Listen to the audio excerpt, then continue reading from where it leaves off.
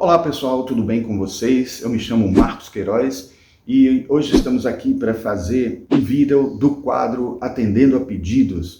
E o Atendendo a Pedidos dessa vez vai ser aquele que pediu para a gente falar um pouco mais sobre como utilizar o tarô dos opostos ou o tarô das oposições, como prefiram chamar na tradução. Então é um tarô que já fizemos resenha aqui no canal. Aliás, não fizemos uma resenha, fizemos um unboxing, né? Mas o que eu quero dizer da peculiaridade dele é que ele é um tarô que tem justamente situações opostas, que ficam numa posição e outra, né? Mostrando um lado oposto a outro, né? E um oposto complementar. E aí a pergunta que fica é, já que a gente pode trabalhar o tarô com carta invertida, como seria o procedimento para utilizar esse tarô na prática? Se poderíamos usar qualquer tiragem, se podemos usar o caminho que nós já fazemos, só que trabalhando com invertida, será que o caminho é considerar a carta oposta como a invertida, ou como seria o uso desse tarô? Essas são as questões que nós vamos tirar, as dúvidas, logo depois da nossa vinheta.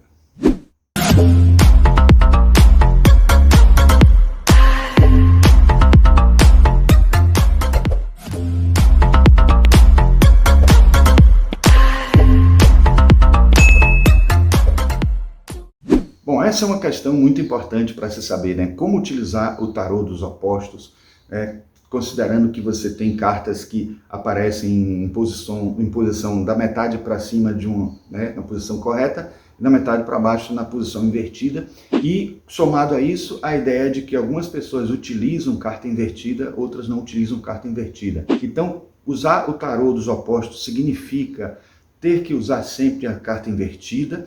Mas aí, no caso, quando a gente tiver uma carta invertida, ela vai estar com o oposto, né, daquela carta normal. Esta será considerada como invertida? Ela será considerada com significado invertido? Ou tem uma outra maneira de entender isso? Será que a gente tem uma carta que poderá ser lida quando está na posição correta, né, e também lida de outra maneira quando está invertida? Ou ela pode ser, essa inversão, esse lado invertido pode ser analisado em qualquer das leituras, em qualquer das formas que a gente analisar. Bom, eu acho que de certa forma, como eu estou descrevendo, como eu estou falando, dá a entender para vocês que cada um pode usar como achar melhor, porque uma pessoa que usa o tarô dos opostos não é obrigado a usar a carta como sendo invertida, né? A carta que está no oposto como sendo invertida. Ela pode simplesmente fazer a sua leitura com a tiragem que ela já utiliza, qualquer tiragem que ela queira, e na hora de interpretar é que ela vai ter uma informação a mais, porque a carta dos opostos é de certa forma como um lembrete para a pessoa conseguir entender a interpretação como algo que o oposto, o invertido, o caminho invertido daquela significação, daquele arcano, daquele arquétipo, né, de tarô, ele pode ser lido de duas formas, né? Ele pode ser interpretado de determinada maneira, em determinada posição dentro da tiragem, ele pode ser lido de uma maneira ou de outra, a depender de como o contexto mostre, de como o conteúdo, né, que está sendo solicitado, as perguntas que estão sendo feitas e a disposição dentro da tiragem. Aí pode ser que a gente tenha diferentes leituras. Então, um caminho é esse de você sempre estar alerta para o oposto complementar, para uma chamada enantiodomia, para o assisija, ou como quer que a gente chame, considerando que cada arcano não é um arcano isolado, é um eixo de pensamento, é um eixo de ideia, é um eixo de conteúdos, né, arquetípicos que podem ser explorados, e todo arquétipo tem o seu lado positivo e o seu lado negativo. Por que os arquétipos do tarô não teriam também? Então é sempre bom lembrar disso, lembrar que as cartas, quando elas representam alguma coisa... Então, assim, é lembrar, assim, como existe na psicologia junguiana, quando a gente fala de ânimos e ânima, isso já é uma variação, uma oposição. E entre os arcanos já existem essas oposições, a gente pode ter um arcano que representaria o ânimos, outro que representaria a ânima, mas o próprio ânimos e ânima tem um lado positivo e um lado negativo, no sentido bem maniqueísta mesmo da palavra. A gente não estará sendo tão maniqueísta assim se a gente interpretar que esse bom não é tão bom assim e não é bom o tempo inteiro, e o mal não é tão mal assim e não é mal o tempo inteiro. Daí a existência da sombra para nos ajudar a não achar que uma coisa é sempre ruim, uma coisa é sempre má, e que a gente não precisa nem colocar à frente, nem que as pessoas saibam, porque vai ficar, digamos assim, vergonhoso para a gente expressar, apresentar esse lado nosso.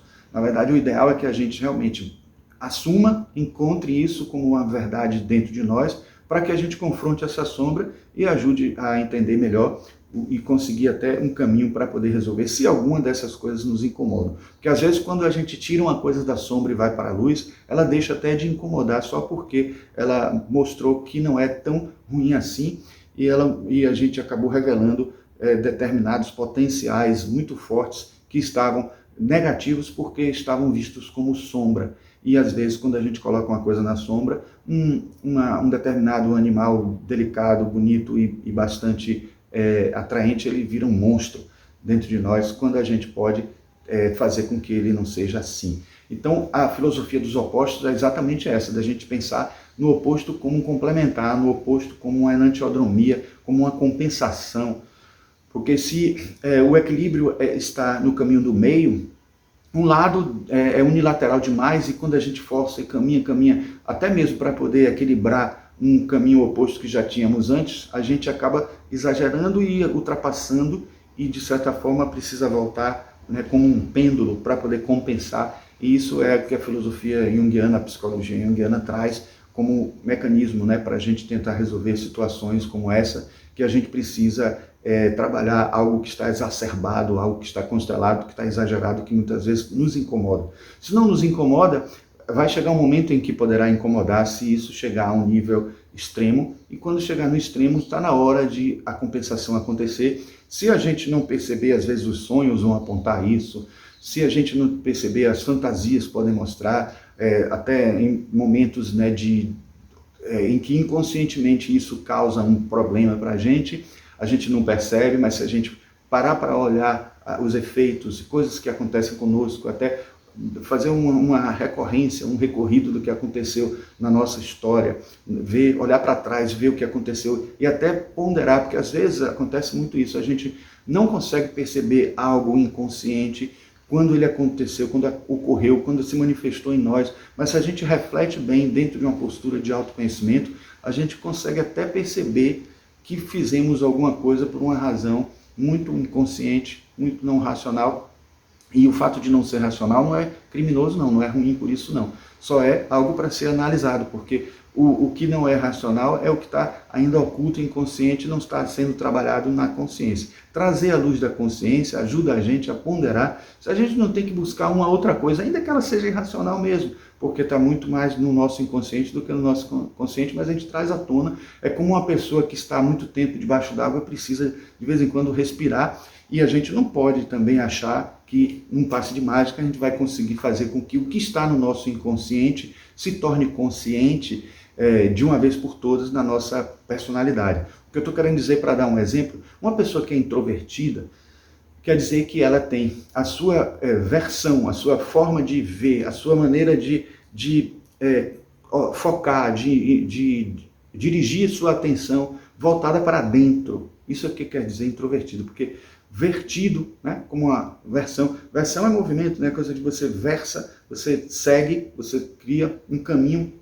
Então, verter algo para dentro, ou introvertido, criar uma versão para dentro, é a pessoa que é voltada para dentro. Extrovertido é que é voltada para fora. Não tem nada a ver com timidez, pode até ser reforçado por uma timidez, pode acontecer com timidez, porque tem o extrovertido tímido e o extrovertido que não é tímido. Existe um introvertido que é tímido e o que não é tímido.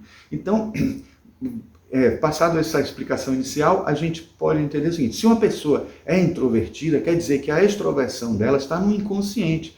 E por quê? Porque é uma coisa que é incômoda a ela não se sente tão bem. Mas não quer dizer que ela não pode ser extrovertida em alguns momentos. Pessoas que são introvertidas, geralmente, na sua postura de extroversão, elas são meio artificiais, elas forçam um pouquinho a barra, elas acabam depois pensando assim: poxa, eu acho que eu fui exagerado na minha fala, na minha colocação, falei alto demais, ou as pessoas ficaram olhando e tal. Ficam com vergonha porque não estão habituados, não se sentem tanto à vontade, né? Não quer dizer que seja sempre tímida, né? Pode ser que a pessoa também não tenha tanta timidez, e até o fato de ela ter conseguido explorar a sua extroversão em algum momento mostra que não é tão tímida assim. Mas a pessoa, às vezes, não se sente muito à vontade de expressar-se ou de olhar, ou até, muitas vezes as pessoas até deixam de realizar tarefas ou de se comprometer com tarefas que envolvem o observar o que está à volta, porque são pessoas que observam mais o que está dentro e acabam não tendo muita atenção para o que está fora. Então, por isso que às vezes elas se sentem mais desconfortável de fazer atividades, né? São pessoas que preferem até atividades remotas. Na pandemia eram pessoas que utilizavam muito mais o remoto e não se sentiam tão mal por isso, enquanto que as extrovertidas gostam mais de atuar no mundo, né? Na realidade, no objetivo, etc. No objeto, né? Da realidade em si, e não no subjetivo. Agora, para vocês entenderem, eu dei esse exemplo porque se uma pessoa tem a extroversão no inconsciente, não quer dizer que ela não possa trazer à tona de vez em quando, né? Mas ela não vai se tornar uma extrovertida, né, de uma vez por todas por conta disso. Então é isso que eu estou querendo dizer no sentido de entender o oposto, complementar, mas ao mesmo tempo entender isso como algo que precisa ser exercitado dentro dessa viagem de um pêndulo que vai e vem, vai e vem. Às vezes acontece até de uma encarnação para outra e às vezes acontece também realmente uma grande mudança, uma metanoia, uma mudança radical, uma transformação muito grande na vida a partir de um certo momento, né? Agora, não é muito fácil de acontecer isso, de você trazer algo que estava no inconsciente, se tornar consciente de uma vez por todas. A conscientização é que é importante, você entender que você é introvertido e assumir, isso não lhe incomodar, porque você sabe ser extrovertido quando precisa ser extrovertido, e entender isso ajuda a gente a equilibrar e fazer com que o fiel da balança fique bem no meio, assim, ou pelo menos perto do meio, se aproximando, oscilando, coisas desse tipo, tá? Então, o tarô dos opostos trabalha exatamente essa questão. Claro que aí foi só um exemplo de algo que pode ser considerado como oposto complementar. Existe uma gama de coisas que pode ser considerada como oposto na nossa vida, na nossa existência. Coisas que até não podem, sim, com certeza, serem trabalhadas simultaneamente por nossa psique, porque eu digo sempre aqui, né? É como uma coisa que a gente chama, é uma simultagnosia. Coisas que a gente não pode fazer simultaneamente, conhecer simultaneamente, porque simul ao mesmo tempo, a negação, gnosia, conhecimento. Então, coisas que a gente não pode realizar ao mesmo tempo, como, por exemplo, ser criativo e ser crítico ao mesmo tempo, né?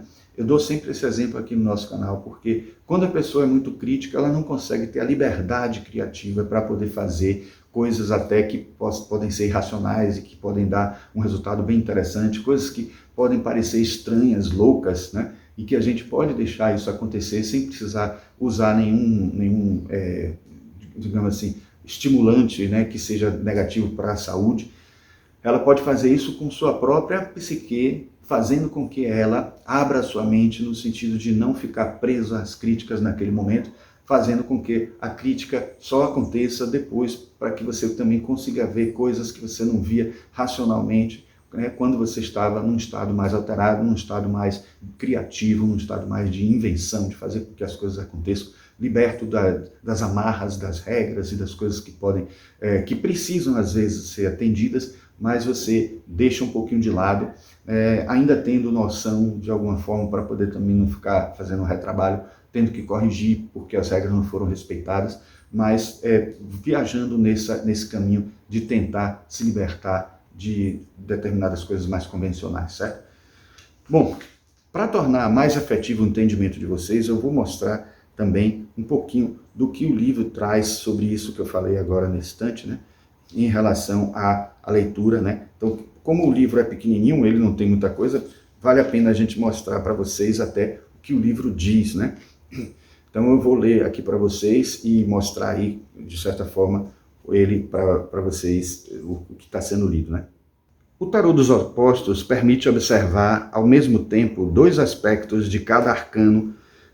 E não se trata de um convite para ver a parte negativa e positiva das cartas como aspectos separados, mas antes de uma solicitação para ver as diferentes polaridades inerentes aos arcanos como algo harmonioso que, por vezes, leva a extremos e outras ao equilíbrio. Existem diversas coisas a aprender no que respeita ao estudo do tarô e à sua interpretação, nem que fosse prestar atenção ao modo como o significado de um arcano muda e se transforma, passando de uma polaridade para outra da sua natureza. Tudo isso, obviamente, pode ser perfeitamente integrado nos significados tradicionais. Então, como interpretar diferentes polaridades? É o que tem aqui dito em um outro ponto, né? O tarô dos opostos diferencia-se do tarô normal, entre aspas, né? Porque o leitor pode utilizar cada parte das suas imagens, diferenciando se estas foram extraídas da parte positiva, da negativa, ou mesmo se é mais útil deixar as polaridades dialogarem. Para ler as cartas, pode utilizar-se uma simples tiragem de 4 cartas dispostas em linha, como está aí na imagem que vocês estão vendo, né? No 1, né, na carta 1, você tem o problema, pode ser um obstáculo, uma dificuldade, uma dúvida, um objetivo a alcançar. O 2, o recurso, algo que pode ajudar-nos a superar o problema, ou em que podemos confiar quando o enfrentamos. O 3, a solução, uma evolução positiva da situação, que deve ser procurada, construída ou alimentada. 4, o crescimento, a experiência gerada pela situação e como é possível canalizá-la para um crescimento ou aprendizagem pessoal, não se limitando ao problema atual ou à sua evolução. Depois ele vem e fala o seguinte, né? Eu estou dizendo ele, mas assim, é Pieruccia Zizi e Michele Dalloz, eu acho que são duas, Pierluca, né? Não sei se, eu acho que são duas mulheres. Bom, aí nós temos aqui, como deixar dialogar a parte positiva e a negativa das cartas. Mostrando que, não, nesse caso aqui, não está sendo utilizado o lado oposto como sendo uma carta invertida, né? Cada carta possui 2 polaridades. Essas polaridades levam a 2 direções opostas, mas que estão ligadas. São como 2 extremos cujo equilíbrio encontra-se no meio, ao meio. E aí, a mesma leitura que foi feita para o problema, para o recurso, a solução e o crescimento, passa a ter uma outra forma de ver, né? O problema. Já que estamos a falar de um problema, é melhor começar a leitura vendo o aspecto negativo da carta.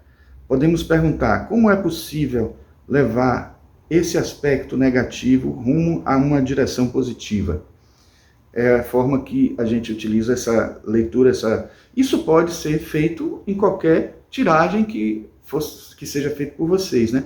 Não precisa ser só nessa daqui que ele está considerando como uma tiragem em linha, né? Ele está chamando assim uma simples tiragem de 4 cartas. Bom, o recurso, ele diz assim, a resposta encontra-se tendencialmente no aspecto positivo da carta que indica o recurso. No entanto, é preciso prestar atenção à polaridade negativa da carta. Esta sugere um erro, uma ação errada, medos e ansiedades que nos levam a piorar uma situação. Então, é interessante porque às vezes uma carta vem com uma mensagem e ela está numa posição justamente de mostrar para a gente um recurso, e esse recurso é positivo, mas às vezes a gente ainda não está utilizando aquele recurso, né? Então ele está apagado, está negativado e tal, e aí a gente consegue fazer com que ele se transforme, fazendo com que ele se transforme para o lado positivo, a gente acaba conseguindo o objetivo que a gente quer. Então a carta, de certa forma, mostra isso, mostra que é um caminho a ser seguido. Em outras palavras também, esse tarô tem uma filosofia bem interessante, que é aquela de mostrar que nenhuma carta é totalmente ruim ou totalmente boa.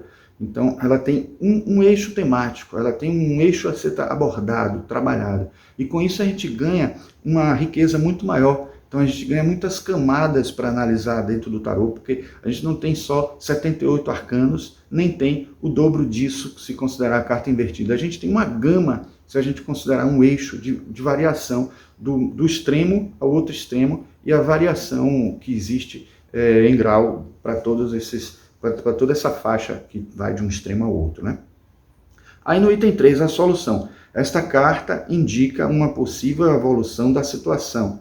O que sucederia se as coisas não corressem bem? É relativamente a esse aspecto que intervém a parte negativa da carta. E se correrem da melhor forma, aqui vê-se a parte positiva. Contudo, é importante encontrar o equilíbrio. A parte negativa, com efeito, é influenciada pelos nossos medos. A parte positiva, inversamente, é influenciada pelos nossos desejos. É no equilíbrio que se encontra, na maioria dos casos, uma interpretação ligada à realidade. Então, veja que ele está, de certa forma, mostrando aqui que até é bom que a gente foque mais no positivo ou no negativo, a depender da posição, a depender dentro da tiragem, o que aquela carta está representando, né?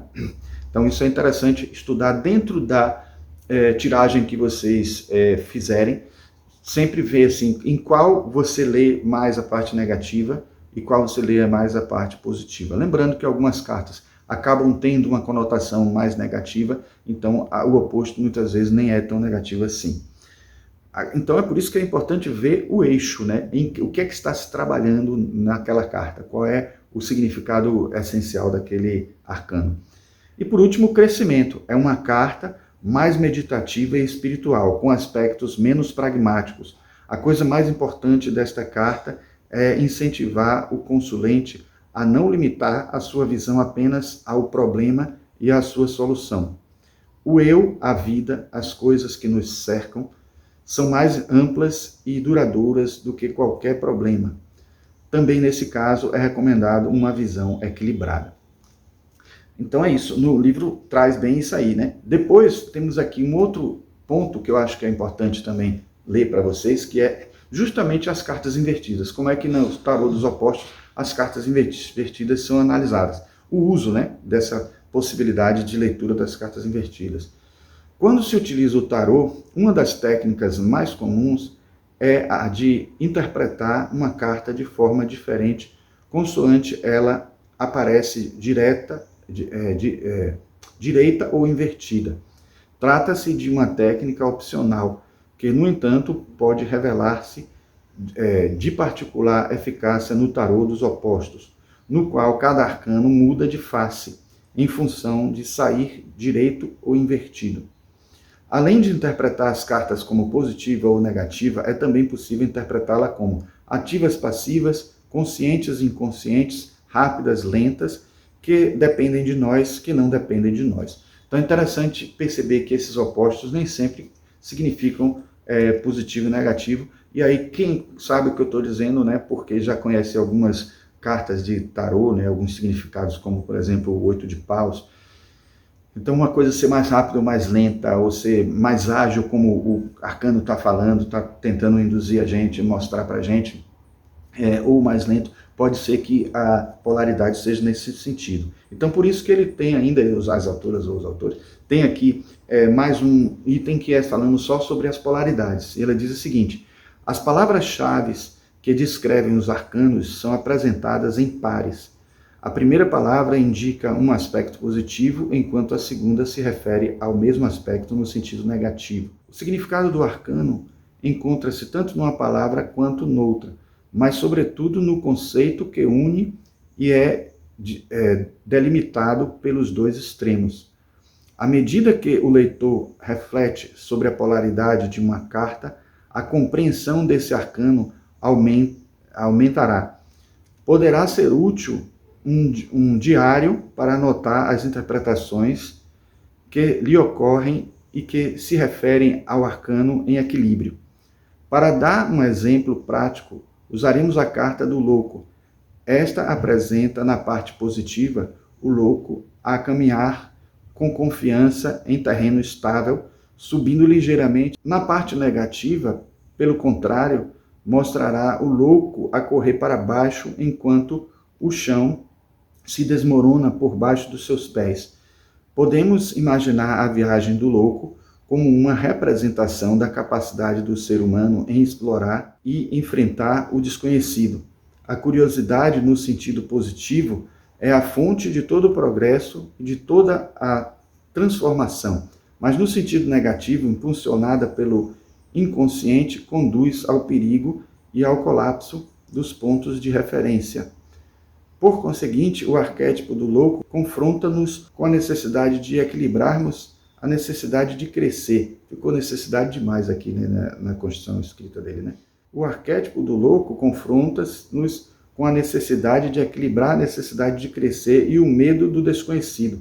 A parte positiva incita-nos a ter confiança naquilo que não conhecemos e no futuro, enquanto a parte negativa lembra-nos que, por vezes, é preciso deixar-se levar e abandonar as próprias certezas sem pesar cada ação. Bom, então depois disso, dessa fala sobre as polaridades, né, uma fala mais genérica, ele fala dos arcanos maiores, dá aqui as palavras-chave, né?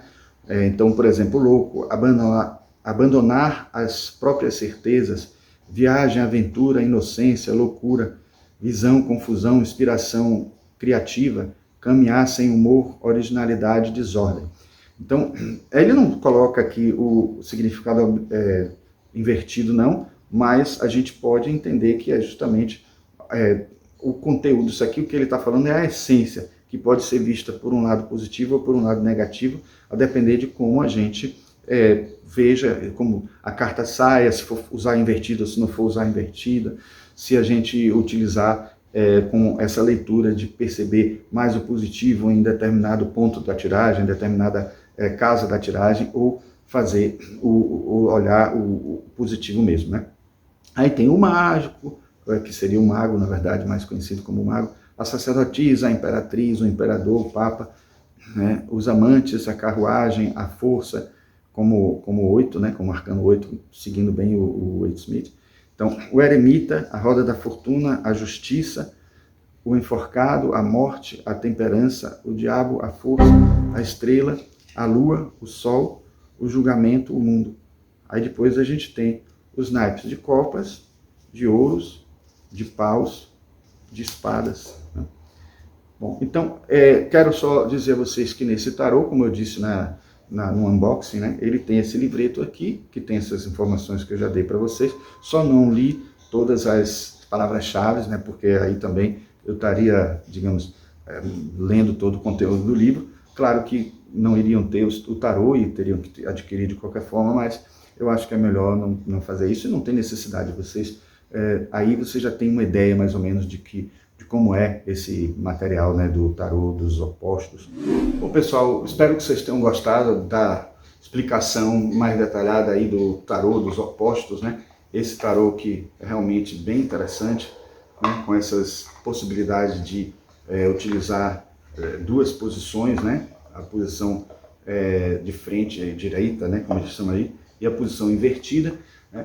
E acho que vai enriquecer muito a leitura de vocês, caso vocês adotem, né? E acho que é importante a gente também esclarecer que, mesmo que vocês não usem o tarô dos opostos, né, vocês podem fazer esse tipo de análise, né, de posições, né, enantiodrômicas, posições opostas complementares que acontecem no significado de todos os arcanos e para qualquer tarô que você esteja utilizando, né? Isso vale até para quem, por exemplo, isso aparece um pouco no tarô mitológico, né? Porque cada mito desse é um tema, é um mitologema, é um conteúdo que está sendo abordado ali, que precisa ser explorado, trabalhado, e você vai refletir dentro de você se é a interpretação, se é por um caminho ou por outro. Isso me lembra o livro O Homem e Seus Símbolos, em que Jung, eu sempre cito esse caso também, se refere a um sonho que ele viu acontecer por duas pessoas, um senhor, uma pessoa de idade e uma pessoa mais jovem, que sonhava que andava em cavalos, né, correndo, né, com um monte de pessoas correndo atrás, com cavalos também, e aparece uma ribanceira, estilo Zorro, né, no filme Zorro, que acontecia muito isso, de ele tentar pular uma ribanceira. Quando ele pulava essa ribanceira, ele conseguia ultrapassar para o outro lado, e os outros todos que vinham atrás dele caíam na ribanceira. Ele disse que a interpretação para o jovem era de que ele estava fazendo muito pouco, coisas que deveria fazer mais do que a idade dele permitiria, e ele estava muito apático, coisas desse tipo. enquanto que para o idoso a interpretação era de que ele estava fazendo coisas além da idade dele. Então você veja que o mesmo sonho, que é arquetípico de alguma forma, eu não diria que está no inconsciente coletivo, pode até ser que esteja, e se tiver como referência o Zorro, porque o Zorro é um filme que é dos anos 50, 40, aquele Zorro em preto e branco da Disney, pode ser até que tenha sido referência tanto para o idoso quanto para o jovem, porque era um filme de todas as épocas. De certa forma, poderia ter sido uma referência que apareceu dentro de um inconsciente que estava presente ali nos dois, mas o fato é que o mesmo sonho, parecido, mesmo que com pequenas diferenças, estavam acusando uma situação que poderia ser, digamos assim, exacerbada por um lado ou pelo outro, e aí precisa ver o equilíbrio, e nessa hora é que Jung fala justamente que a gente nem sempre interpreta de um jeito fixo, de uma mesma maneira, o mesmo caminho, tem que analisar dentro desse complexo opositório, como ele chama, né? Essa visão de como tem que perceber os arquétipos e como tem que perceber as interpretações simbólicas que aparecem para nós, quer seja em sonho, quer seja em visões, quer seja em fantasias, né? Ou mesmo nas cartas do tarot, tá certo? Então, assim, agradeço por terem ficado até o final desse vídeo e peço que, se gostaram, né, espero que tenham gostado, né, mas se gostaram, deixem o seu like, se inscrevam no canal e apertem o sininho para obter notificações de vídeos como esse aqui da cultura esotérica que a gente traz para o nosso canal, e aí vocês ajudam a gente a continuar funcionando aqui dentro desse caminho, e espero que vocês possam participar também para que a gente possa ter um diálogo, interagir um pouco mais, porque esse canal está precisando disso. Eu tenho pouca gente, que as pessoas estão meio tímidas para poder interagir, então acho que vai ser legal para enriquecer e fazer a gente poder até trazer conteúdos que vocês peçam aqui, que vocês acham que seria válido trazer, né, para a gente aqui, tá certo? Então, nos vemos no próximo vídeo e um grande abraço.